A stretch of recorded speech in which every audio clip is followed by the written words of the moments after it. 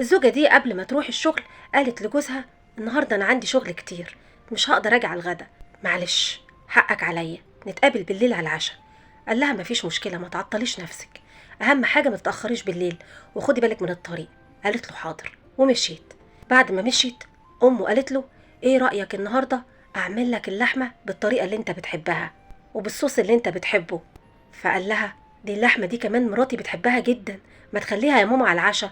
فقالت له: لا، انا هعملها الغدا ونتغدى بيها انا وانت. ودخلت المطبخ.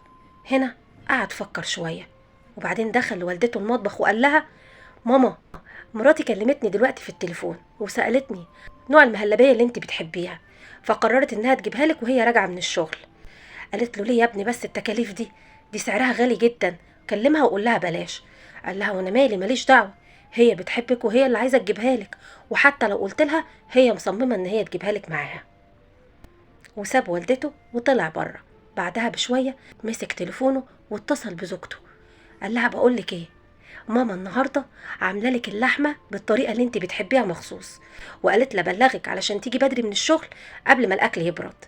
قالت له: معقول اللي بتعمله والدتك معايا ده؟ كتر الف خيرها، انا فعلا كان نفسي فيها وليا فتره طويله ما اكلتهاش. قال لها: ما هي قالت كده، انك انت نفسك فيها فقررت تعملها لك مخصوص. قالت له: بصراحه مامتك بتحرجني قوي بذوقها، انا لازم اجيب لها هديه انا وجايه، ايه رايك اجيب لها معايا ايه؟ قال لها: ايه رايك في المهلبيه اللي هي بتحبها؟ قالت له: من عينيا، هجيبها انا وجايه.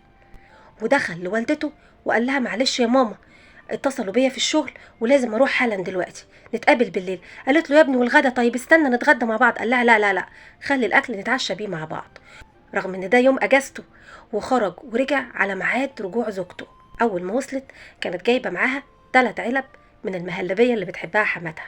اول ما شافت حماتها شكرتها جدا على الاكل واديتها لها. مش كده وبس، وكمان قامت عملت لها المهلبيه علشان تدوقها. فحماتها قالت لها: يا بنتي دي غاليه جدا، ما تبقيش تجيبيها تاني. فردت عليها وقالت لها: مفيش حاجه تغلى عليكي، انت زي امي، كفايه انك دايما بتفكري فيا وبتعملي لي الحاجه اللي انا بحبها. حماتها كانت فرحانة بيها جدا، والزوجة كمان كانت فرحانة بحماتها جدا. وكل ده بفضل ذكاء الزوج، هو اللي قرب المسافات بينهم وعمل الخطة دي علشان الاتنين يقربوا من بعض ويحبوا بعض أكتر.